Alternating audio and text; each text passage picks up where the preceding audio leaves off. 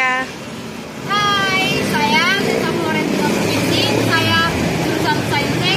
Mari bergabung di Bimbel Start-In. Karena Bimbel Start-In itu luar biasa. Di sini sangat mantap. Apalagi semua tenter-tenter kita itu luar biasa. Mari bergabung bersama kami.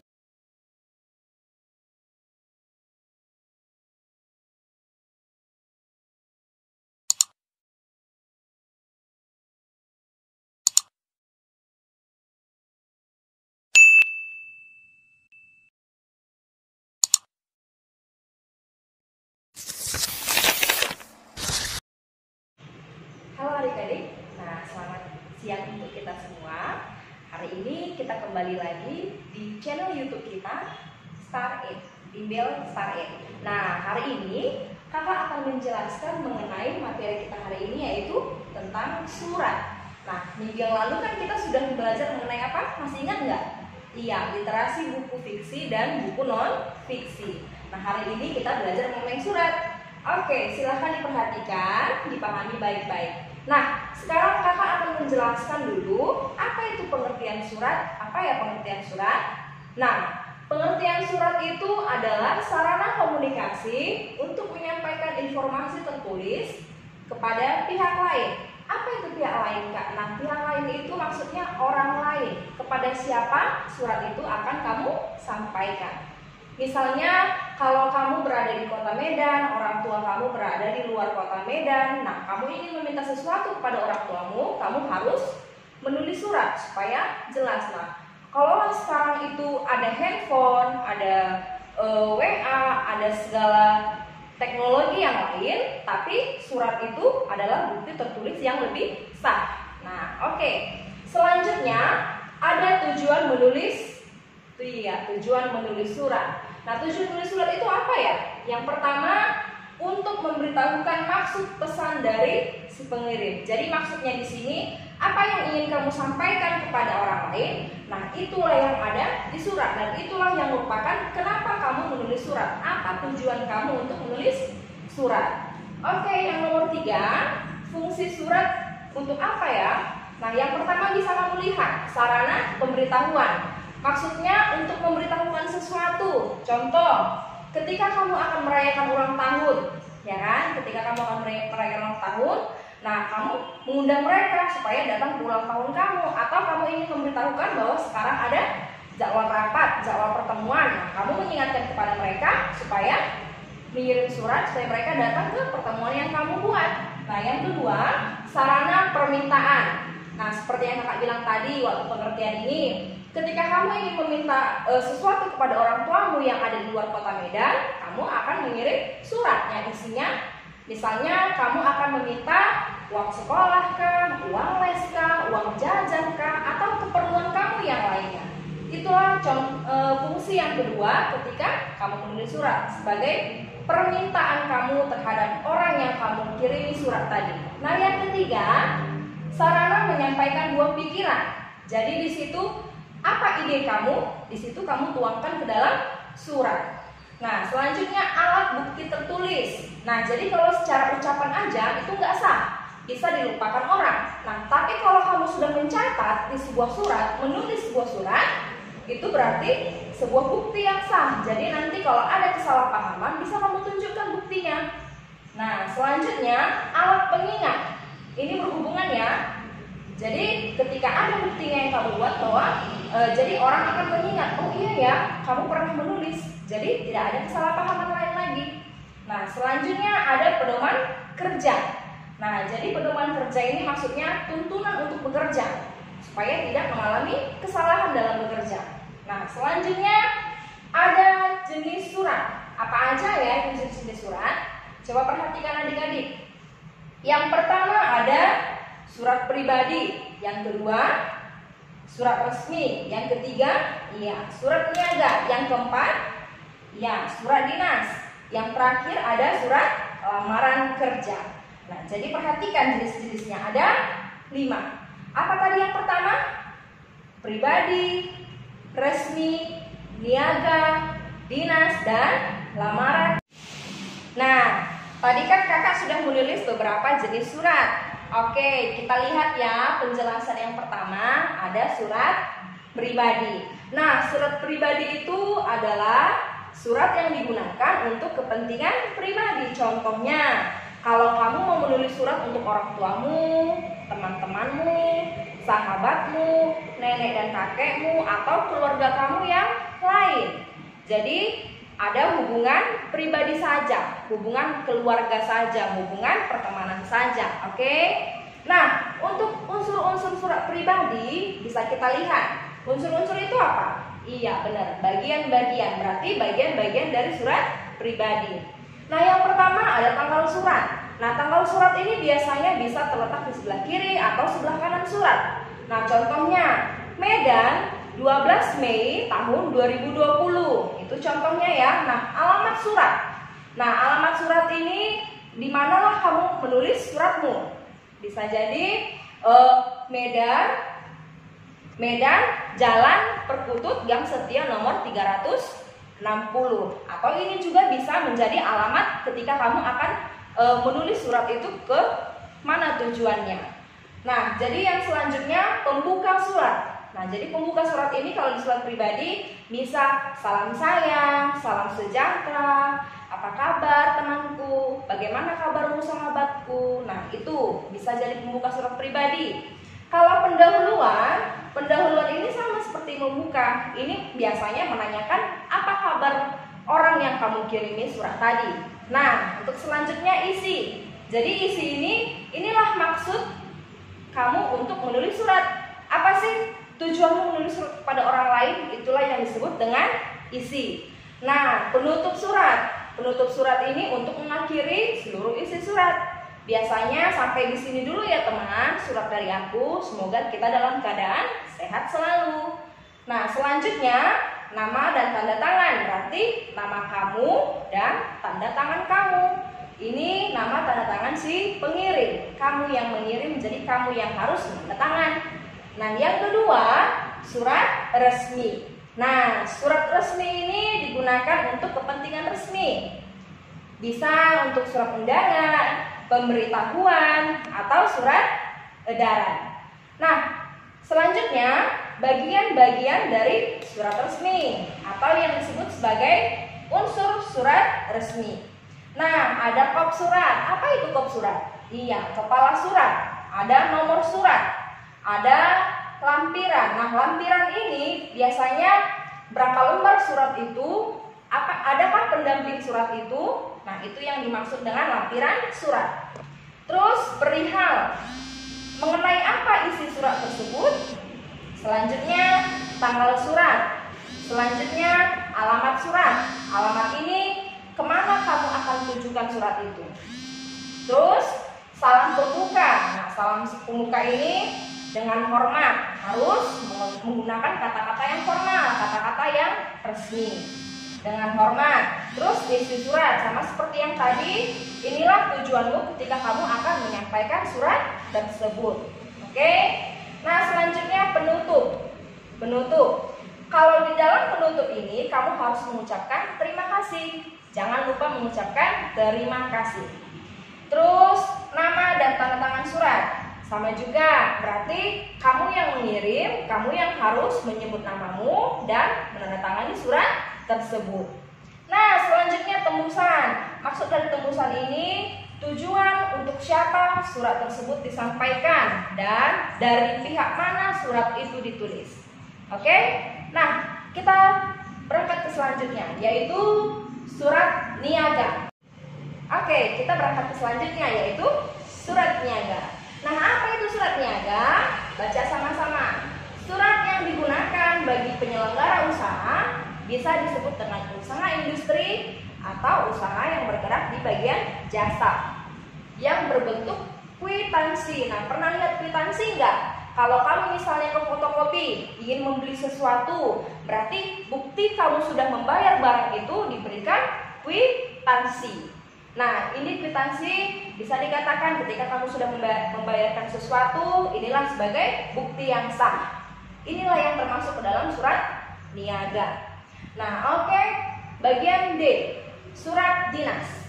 Nah, surat dinas ini adalah surat yang digunakan untuk kepentingan pekerjaan, instansi atau kantor.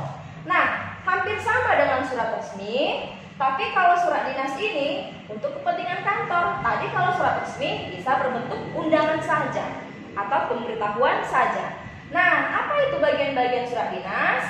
Lihat jelas. Kop surat, kepala surat, nomor surat, tanggal surat, lampiran, perihal, alamat surat, salam pembuka, isi surat, penutup, nama dan tanda tangan surat, inisial surat, tembusan. Nah, bisa kakak jelaskan satu persatu. Kop surat ini kepala surat. Oke, kepala surat. Jadi, apa nama kantormu? Di mana alamat kantormu? Nomor berapa telepon kantormu, email kantormu yang bisa dihubungi. Nah, jadi kalau nomor surat ini biasanya ini mengenai nomor berapa surat itu diedarkan. Nanti kakak jelaskan, oke? Nah, tanggal surat ini kapanlah kamu menulis surat tersebut. Ini berbicara mengenai waktu. Nah, lampiran seperti yang kakak bilang tadi adalah berapa jumlah surat tersebut kamu tulis. Atau misalnya ketika kamu sudah menulis satu lembar surat, apa bukti-bukti yang lain atau apa pendamping surat yang lain itulah yang disebut sebagai lampiran, jumlah dari surat yang kamu buat. Nah, perihal ini adalah mengenai apa isi surat tersebut. Nah, ini alamat surat. Alamat surat ini adalah alamat yang kamu tujukan surat tersebut. Misalnya, nama kantormu PT Indah Jaya, sementara kamu mengirim surat tersebut kepada PT Nusa Indah. Nah, jadi di sini alamat suratnya alamat dari PT Nusa Indah kepada siapa yang akan kamu kirimkan surat tersebut, supaya ketika mengirim tidak kesasar atau berarti ke tujuannya yang pas.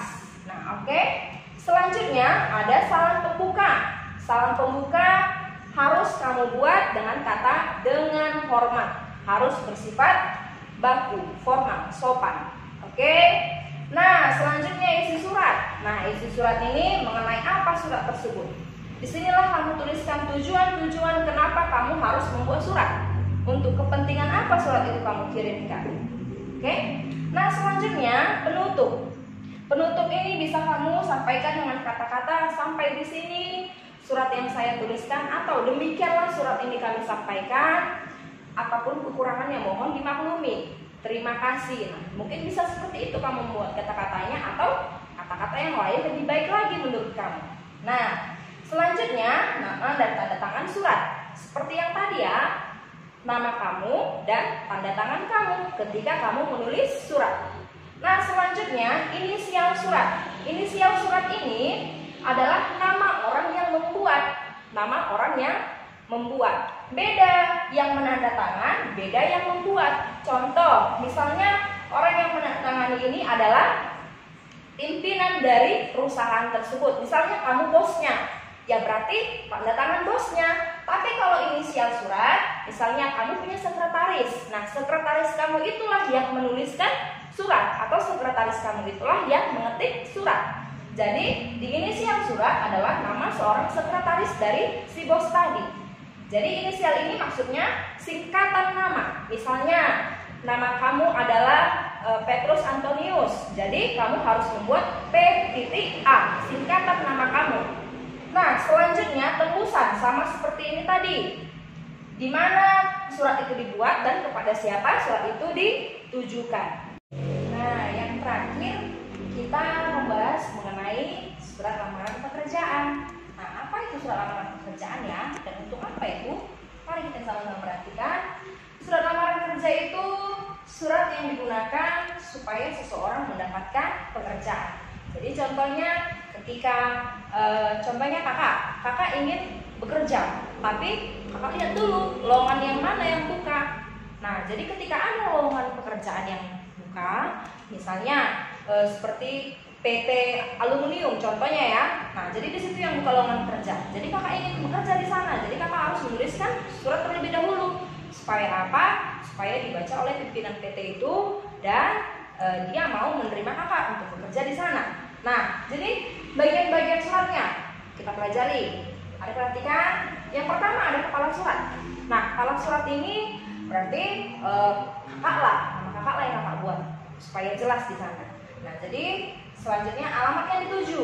Alamat yang dituju ini berarti kemana kita akan melamar pekerjaan. Nah, contoh kepada yaitu pimpinan PT Aluminium Jalan Indrasari, contoh. Nah, berarti di sana kakak ingin bekerja di PT Aluminium, jadi harus lengkap di mana alamat dari PT itu.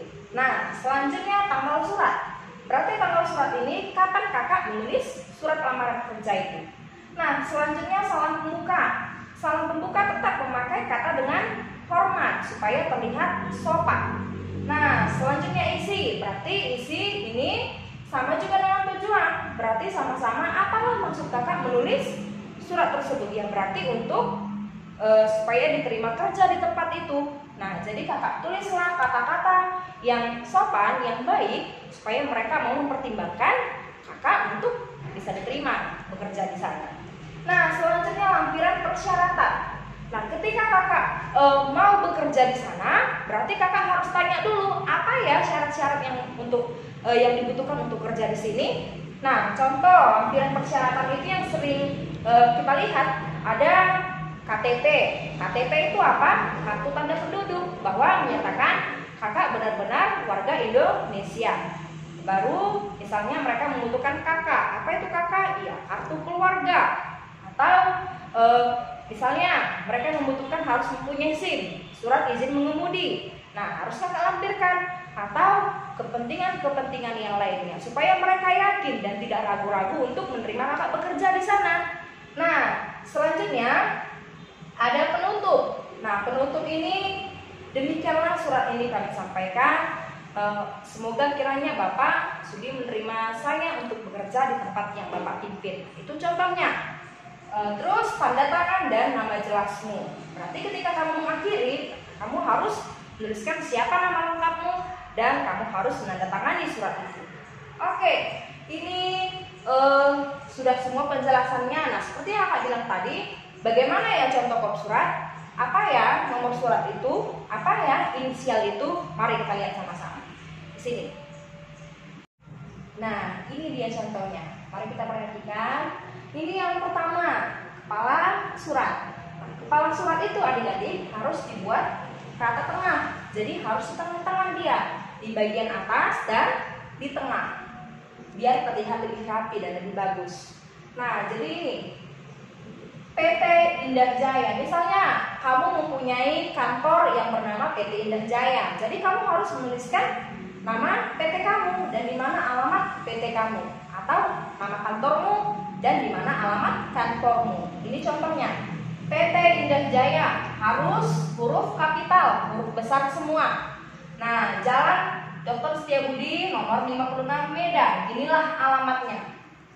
Ini alamatnya harus di bawah ya. Nah, juga nomor telepon kantormu. Nomor telepon kantormu berapa? Kenapa dibuat nomor telepon, Kak? Supaya ketika orang ingin meminta penjelasan dari kamu, nomor telepon dulu, ditelepon dulu kamu, baru kalau kamu mau ketemuan itu urusan belakangan. Nah, jadi nomor telepon, baru emailmu, atau bisa juga WhatsAppmu, emailmu, bisa juga entah alamat internet apa yang lain, alamat website apa yang lain yang kamu bisa dihubunginya. Nah, terus kode pos, berarti suatu ketika orang ingin mengantarkan paket atau kiriman ke kantormu, mereka langsung gampang. Ini kode posnya, tujuan kantormu. Nah, untuk nomor surat, ini dia nomor surat. Oke, nah 020A.8 strip KP 2009. Nah, jadi kita lihat ya apa maksudnya ini. Nah, dari belakang dulu. 2009 maksudnya tahun surat. Kapan dan tahun berapa surat itu ditulis dan dikirim. Selanjutnya KP ini kode surat. Kode suratnya ini A.A8. Ini adalah menandakan kode unit atau kode kantormu. Jadi harus punya kode ya. Terus 020. Nah, ini nomor urut surat keluar. Jadi kalau misalnya 070, berarti nomor ke-70 kalilah kamu menulis surat dan mengirim surat. Jadi ini 020 ini berarti sudah ke-20 kali kamu menulis dan mengirimkan surat untuk orang lain, untuk kantor yang lain. Oke? Nah, itu kepala surat dan nomor surat. Nah, yang terakhir yang seperti yang Kak bilang tadi, inisial. Mungkin kamu kurang paham yang di sana tadi, ini Kakak jelaskan. Jadi, bedanya nama dan tanda tangan itu adalah si pemimpinnya. Berarti pemimpin atau bos yang menandatangan surat. Sementara yang menulis atau mengetik surat adalah sekretaris atau orang suruhan dari si pemimpin yang memimpin kantor tadi. Jadi ini dia. Inilah nama sekretarisnya. Contohnya ya, A.M. Berarti berbentuk singkatan nama. Contoh namanya Antoni Mario. Berarti dia harus menulis A.M. Siapa namamu? Nah, kamu harus memikirkan apa singkatannya. Itulah yang dimaksud dengan inisial nama. Nah, sampai di sini dulu pembelajaran kita hari ini. Semoga apa yang Kakak jelaskan tadi bermanfaat untuk kalian dan bisa kalian dengarkan, pahami, cermati bersama-sama di rumah. Nah, sekian dulu. Semoga kalian dalam keadaan sehat selalu. Salam para bintang.